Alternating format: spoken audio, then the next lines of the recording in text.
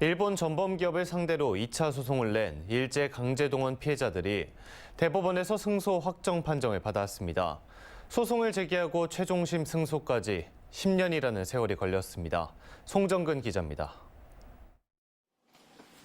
전범기업 미쓰비시 중공업을 상대로 손해배상 소송을 제기했던 2차 소송 원고들이 대법원 승소 확정 판정을 받았습니다. 지난 2014년 2월 소송을 제기한 이후 10년 만이고 대법원에 계류한 지 5년 만에 최종 결정이 나온 겁니다.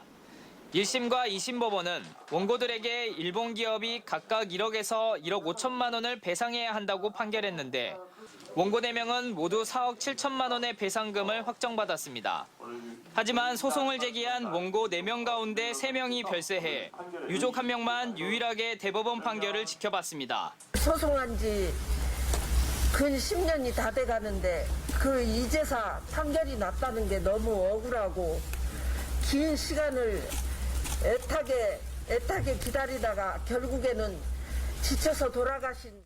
이번 사건은 배상 청구권의 소멸시효가 쟁점이었습니다.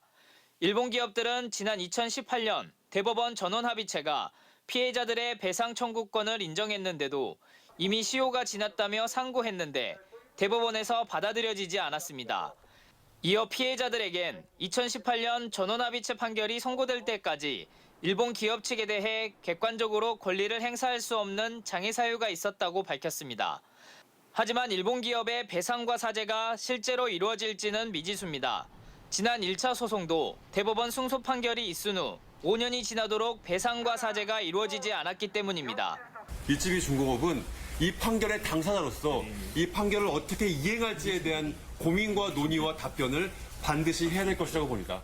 대법원은 다음 주 일본 전범기업을 상대로 한 3차 손해배상 소송의 판결을 5년 만에 진행할 예정인 가운데 일제 강제동원 시민 모임은 양금덕 할머니의 특별 현금화 명령 재항고 사건과 각급 법원에 계류돼 있는 소송을 하루빨리 판결해 줄 것을 촉구했습니다. 또 정부는 제3자 변제안과 같은 변칙적인 해법을 철회하고 대법원 판결 취지에 맞게 일본 기업의 손해배상 책임이 이행되도록 정부로서의 책무를 다해야 한다고 강조했습니다. MBC 뉴스 송정근입니다.